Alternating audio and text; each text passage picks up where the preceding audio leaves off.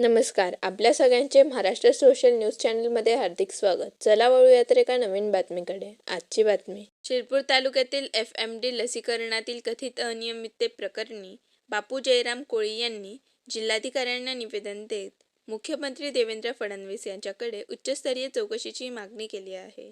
प्रत्यक्ष लसीकरण न करता INFPH प्रणालीवर नोंद केल्याचा संशय व्यक्त करत शासन निधीच्या गैरवापराची चौकशी करून दोषींवर कठोर कारवाईची मागणी करण्यात आली आहे.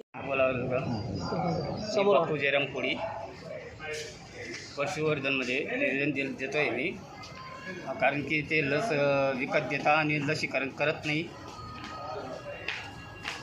याच्यामुळे, आणि जे निधी शासनाची येते ती फ्रॉड करून देतात. ते गाण म्हणजे